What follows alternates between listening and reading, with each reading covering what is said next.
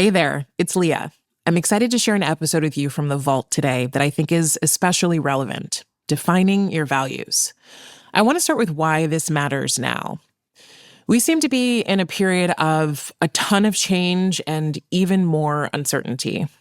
Now, I imagine you're probably feeling it in your everyday life and at a more societal level. I certainly do. And if I'm honest, I feel like I'm a little too plugged in to the world right now, to social media, to the news, to everything that's going on, and I'm a little too unplugged from myself. And while I'm not a proponent of being unaware of what's going on in the world, I do believe that a solid foundation and a solid practice that helps you return to that foundation can support the way that you show up every single day, at work, in your community, at home, and in how you take in all of this information that's quite overwhelming. So today, we're going to get clear on what matters most to you, your core values. I'm going to walk you through exactly what they are, because if we're honest, I think that core values can sound a little vague or abstract or even hokey. And then I want to take you to the fun part. We're going to do an exercise so you can identify what yours are. If you do the exercise, I'd love to hear how you use your core values on a daily basis. So write a LinkedIn post and tag me so I can celebrate you. All of that's coming up after a short break. But real quick, before we start, a reminder that our team is taking some time to get a bit more intentional about what we bring you in 2026. So through the end of the year, we're going bi-weekly. Our next episode will be on December 2nd, and it's one I am really excited to share about finding your calling and taking the first steps toward it. I think it actually pairs really nicely with today's core values episode, so I do hope you'll stick around. Enjoy.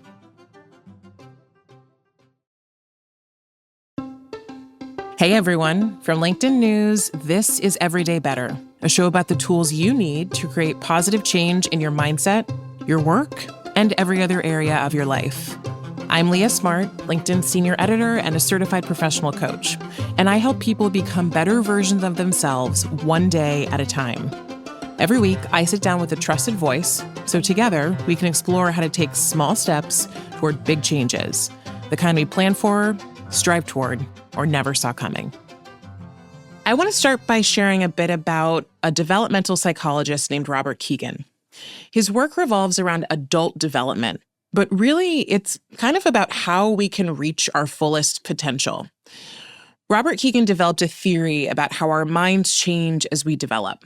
We start as children with these wildly impulsive little minds, and as our cognitive and emotional abilities shift and grow over time, we move into new stages.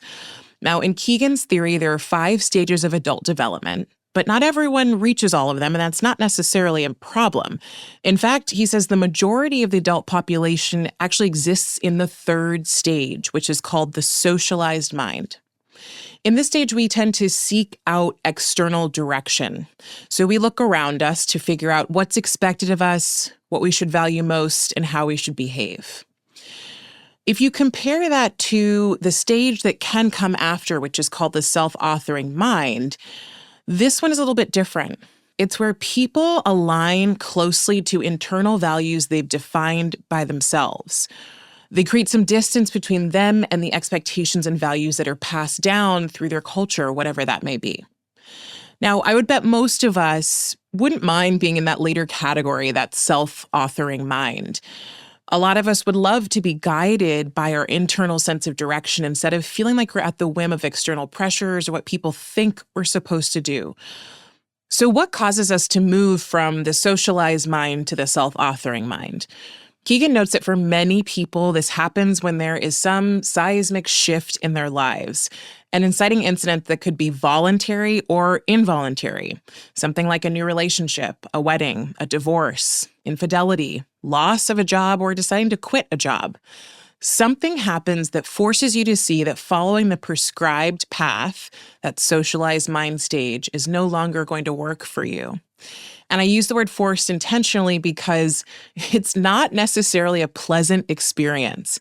It's a lot harder to make your own way than to follow the way of others or the way of your society. Most of us don't want to be outliers. But once this shift happens, we have to reevaluate. We have to ask ourselves, if living by someone else's values isn't working, then what values should I live by? And it reminds me of one of my favorite quotes from Glennon Doyle's book, Untamed. She says, "This life is mine alone, so I have stopped asking people for directions to places they've never been." And this is why clarifying and defining your personal values is such an important tool in personal development. Most people come to this work because they see an opportunity for change. They've maybe figured out that they have a limiting belief that's getting in the way of what they want, or maybe they're struggling to figure out what they want in the first place. Either way, they have realized that something is holding them back and they need to figure out what's next.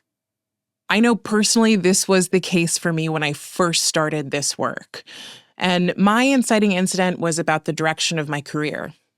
I want to go back to my late 20s when I had just been offered a huge career opportunity, the chance to move to Chicago and grow a program at LinkedIn that I was managing in San Francisco at the time. This would have been one of those opportunities to really climb the corporate ladder, which is something that I had been wanting to do. I'd wanted to see this level of success for a while.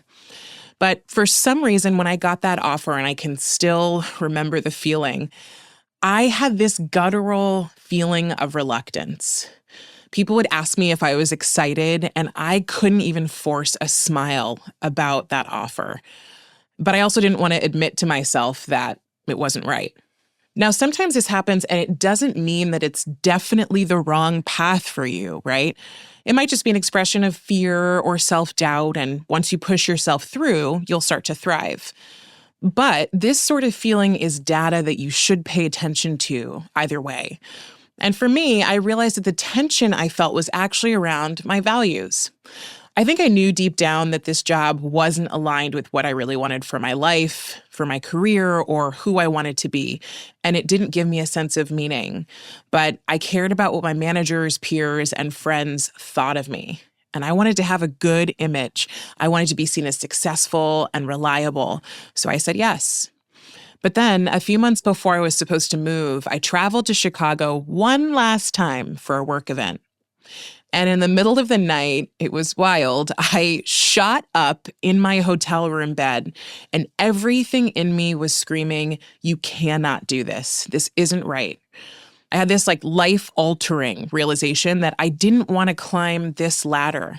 I didn't want to do what everyone else thought I should be doing in order to look successful. And weirdly, I somehow felt freaked out, of course. I didn't know what I was going to do, but I was also so relieved. I felt relieved that I had clarity, but also I didn't know what this meant for me. So I had a choice. It's one I think a lot of us will relate to. I could either ignore this feeling, or I could start my career over again, or at least it felt like that. Either option was pretty scary. And so in this big decision, what did I have to guide me? If I listened to everybody around me, if I followed everyone else's vision of success, of what I should do, I would have probably ignored that feeling. But instead, I realized that I didn't want to define my life by what everyone else was telling me to do. This was a moment that I could make a different decision. And I think a lot of us, though, blindly accept the values that have been passed down to us. Every culture, of course, has different ones. You might say in the United States, where I live, our core values are around independence, self-reliance, directness, honesty, success. Now, I think having cultural values passed down to us can be really beautiful. But having our values come from an external source only can lead to inner conflict when life gets messy, when things go off course, and your inner voice is screaming at you in a hotel room telling you something's wrong. You have to get off this path. In those moments, you need something more personal and intentional to ground you. Now, getting clear on your values can give you time before you make a choice. In my story, I didn't have those, and I just took the offer without taking a look at what I believed and what mattered to me. So I want you to think about how powerful it can be to get grounded in what matters most to you. Now, making decisions with your values in mind won't always lead to a perfect outcome, but it will help you make more authentic choices. Following my gut led me back to New York City, which is where I live now. And it's where I first took my coaching course, where I did an exercise specifically around defining my values. It led me to take a huge career leap that involved a big pay cut and was honestly really confusing for people around me. Whenever I felt that pressure or that judgment from other people, I kept returning to this one big question. What am I optimizing for now? I had to realize I'm not optimizing for a career climb right now. I'm not optimizing for money. I'm optimizing for what matters most to me in this moment, which is a different, more fulfilling path forward when it came to the work I did. Okay, so all this sounds great, right? But how do you actually go about figuring out what your values are? Well, last year I had personal growth educator Amanda Hilton on the show, and she walked me through her favorite exercise for getting specific about your values. After the break, we'll work through it together. We'll be back in just a few moments.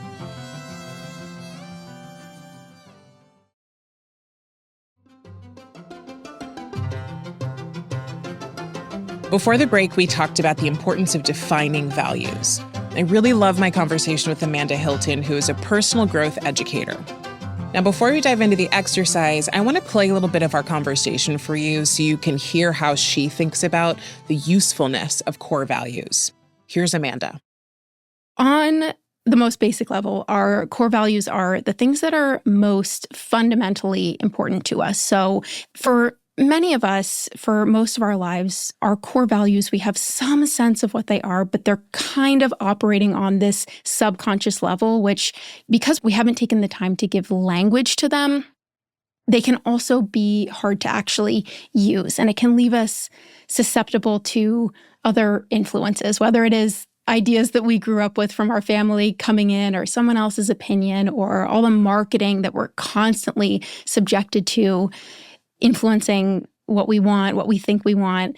I think that often when we're not operating out of our core values, and when I say not operating out of our core values, I think that most of us are trying to do the right thing, quote unquote, the right thing, trying to do what we think is best for us, but we don't really tangibly know what that means. So it might look like being on autopilot, kind of drifting through life, not really sure why you're doing what you're doing. You kind of know why you're making the choices you're making. You kind of know why you're picking the goals that you have. But when it really comes down to it, you don't feel connected to that in an intimate way on a day-to-day level. So it can look like just drifting, but it can look like just all this added friction. You're trying to do what's right for you, but it feels hard. It feels so hard to know what that even means. So I think that the value in taking the time to get really clear, uncover what your values are, and give language to them is that they suddenly become usable. You can actually start harnessing them, leveraging them to help you make decisions, to feel more meaning in your day. And so, okay, so let's just say we're like ready to do that. What prompts are the best prompts to start defining these values? Because I know I've also heard you say, and I've seen this a million times, where it's like there's a list and there's like honesty. And it's like, yes, honesty is a value for most of us. Yes. We would assume, right? For many of us that it's a value. Yes. That then has kind of no value. It's almost obvious. So how do we start really defining this for ourselves? Yeah, that's such a good point, because I do think there's these things that we think, oh, if I don't put that as one of my top values, it means that I don't value honesty. It means that I don't want other people around me to be honest. Correct. Not to true. your point, is not true. So I think that's why there's value in not just having this vague sense of what's important to you, but actually taking the time to define it. So like you said, oftentimes what you'll see recommended online, and I think this is a great starting place, is they have, you can Google it, there are probably hundreds out there, but these compiled lists of values, and there might be 100, 150, 200 values on there, things like honesty, kindness, integrity, family, adventure. And what you can do is you can print out one of those lists and go through them and start to cull it down. So start to circle the things that feel like they're really calling to you. When you hear that word, you're like, ooh, yeah, that's like particularly important to me. Not that honesty isn't, right, but this one is like particularly central to what I want and who I am and what I believe. And so you can start there with one of those big lists. But I find that when most people stop there, they're still left unsure about, okay, now I have, this circled list of maybe 20 or 30 different values, but what do I actually do with this? Like, how do I actually move forward with this? How is this useful? So I love Amanda's point on this. If you go search values on Pinterest or Google, you will find these huge lists of dozens and dozens of different values. Now, I have one that I'm using today from Brené Brown, and I'll link it in the episode show notes if you want to follow along with mine. But following Amanda's advice, I went through and circled the values that jumped out at me. And here they are: achievement, ambition, commitment, community, confidence, connection, contentment, and curiosity. And I'm going to stop right there because even in just the first column out of 4, I've already circled 8 values. Like Amanda said, if you just left it at that, it would make your head spin. So let's listen to her advice on how to get even more specific. I always recommend, after you go through and circle the different values, to just get a sense of some of the language and to remind yourself of the different avenues that might open up for you here.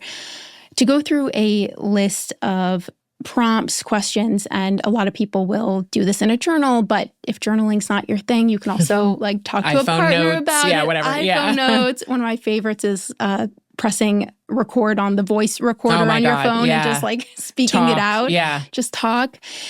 So you can do it in whatever way works best for you, but to start to think about a few things, and I'll share a few questions that people might start with. One being, this one's one of my favorites. When do I feel most like myself? And it's kind of an odd question if you've never thought about it before, but when do you feel most like you? What are you doing when you feel most like yourself? When it's easiest for you to just feel like the person that you are. So for me, when I have a Sunday and I have nothing to do, I don't have to leave the house, I can make a cup of coffee or tea and sit down with my 20 different half-started projects and hobbies. Sounds very familiar. That is me. That is when I feel most like myself. And so just sit with this question, play with it. These can be light and fun, and start to notice, what values do you see emerging when you think about that? Another one could be if you had no constraints. So no financial constraints, no time constraints. You could do whatever you want. What would you be doing? What would you want to be doing? Who do you admire and why? What values do they seem to live according to? What have been your peak experiences over the last 5 years or so? When you think back to what was most meaningful to you in the last 5 years, what was it? What were you doing? Who were you with? What values might have been at play there? And then another really big one is when you think back to feeling angry or frustrated, or a pet peeve was being triggered in some way. When you think back to recent experiences of that, what was going on? What value or values were being suppressed? What values were being ignored? What is that moment, that experience revealing to you about what is most important to you? That can often be a really good window in, is when we feel frustrated, what is going on there? And the reason why these questions are so valuable, beyond just circling things that feel right on the list, the reason why these questions can be so clarifying is because two people can have the same exact answer to one of these questions, but what's revealing is in the reason why. So if you're thinking of that last question with what's made you frustrated recently, and you have some experience with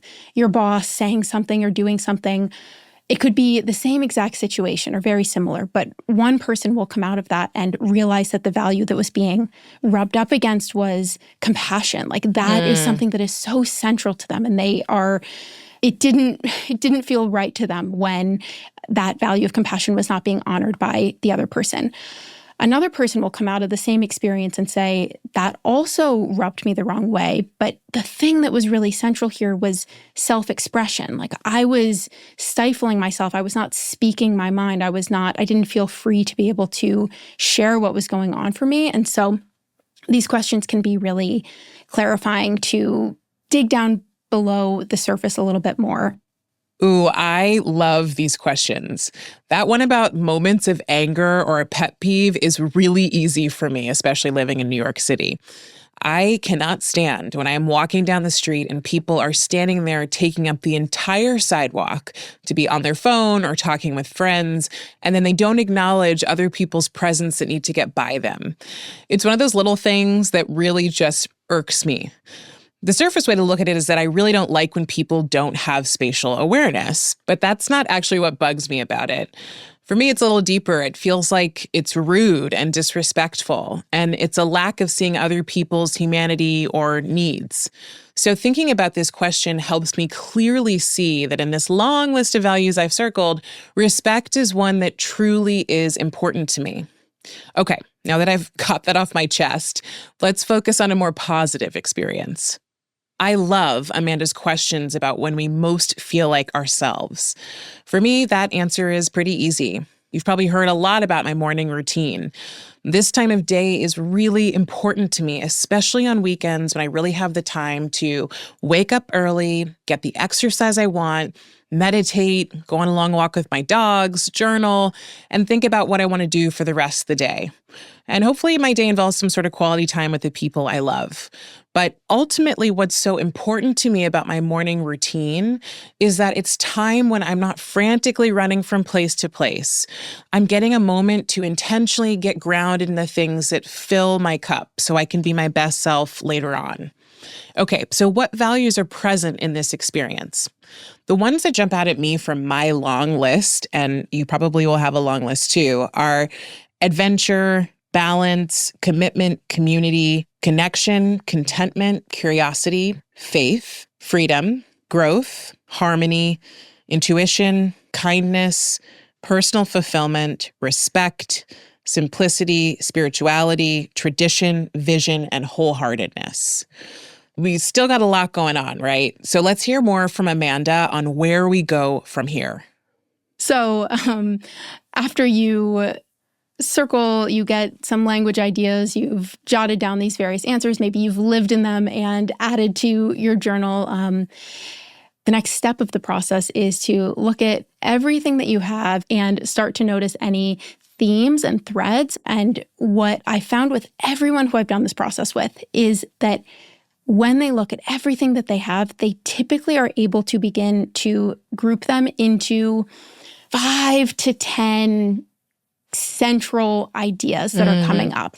And notice, well, maybe I had one answer was really around originality. Like that felt like something that's really valuable to me. And as I was answering this journal prompt, the thing that was coming up was creativity. Well, maybe those two belong together. Or maybe honesty was something that I circled initially. But as I have sat with it and answered these other questions, I can see that honesty, while yes, important to me, perhaps it belongs under the umbrella of integrity. And that's the thing that is central and core to me. So you go through your different value groupings and you choose one word that feels like it really encapsulates the core, the root, the central theme of why all of these different words and bullet points are important to you. And many people have described this process when you land on the name of the value that just feels right. You can, there's something within you. You feel this sense of harmony, this sense of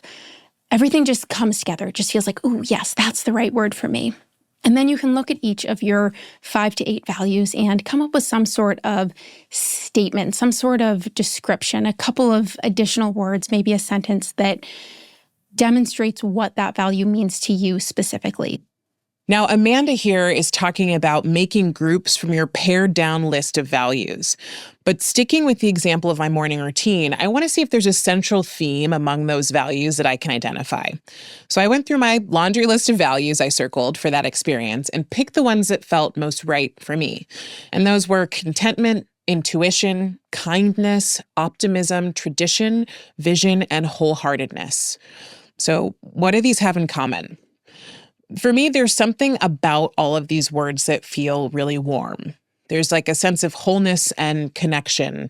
They sort of feel bright and airy, but also they're grounded in some way. And I know that sounds like a lot of different adjectives because it's pretty hard to describe. But I think why these values feel so important to me is because they're all things that are kind of my baseline for being my best self. When I practice these values, I know I can accomplish what I need to accomplish. I know I'm going to feel good and I'm going to be being the kind of person I want to be. When I'm not doing these things, I feel really far away from myself. If I'm too stressed or anxious to be kind or optimistic or to feel wholehearted, I don't feel good and I don't do my best work. So having a slow and intentional routine helps me be that person I want to be. And doing this work, really digging into what values are present in something important for me, helps me clarify why. For me, all of these values I just listed to you feel like table stakes. I feel like I'm setting the table for how I want to live. So as Amanda instructs us to do, I'm going to name this group. Now, I want to say something about naming. Again, it has to feel like you. So I'm just going to throw out words that may not make sense to anyone else, and it doesn't really matter. It's just about how you can find a way to label this group in a way that feels authentic to you and that can easily bring you back to these values when you're feeling lost. Now, you don't have to have the perfect name yet, but here are some ideas I came up with for mine. Bricklaying, warm rituals, setting the table, and grounded table stakes. I could spend hours and hours on this exercise. And by the way, I actually recommend that you do because Amanda has so many brilliant questions. And getting super specific about not just what your core values are, but what they specifically mean to you will help you be able to use this list in a tangible way. And if you know me, I'm all about the ways in which you can take action and use things that actually matter in the real world. Now, your list of values is something you can rely on when you come to your next big decision or when you're feeling stuck. I want to say it does take a little bit of time to practice these and embody these. So a bit of advice from me, keep them close and come back to them often. When I first wrote mine, I kept them on my computer monitor just as a reminder. If you want to hear more about how Amanda uses her core values in decision-making, I recommend you listen to our full conversation, and I'll put a link in the show notes as well. Everyday Better is a production of LinkedIn News. The show is produced by Grace Rubin and Emily Reeves, with help from Ava Begi and Rachel Wong. Asaf Gadron is our sound engineer. Tim Boland mixed our show. We get additional support from Alex Kuznetsova and Ali McPherson. Sarah Storm is our senior producer. Dave Pond is head of production and creative operations. Maya Pope-Chappelle is director of content and audience development. Courtney Koop is head of original programming. Dan Roth is the editor-in-chief of LinkedIn and vice president of content development. And I'm Leah Smart. Thanks for coming with me, and I'll see you next time.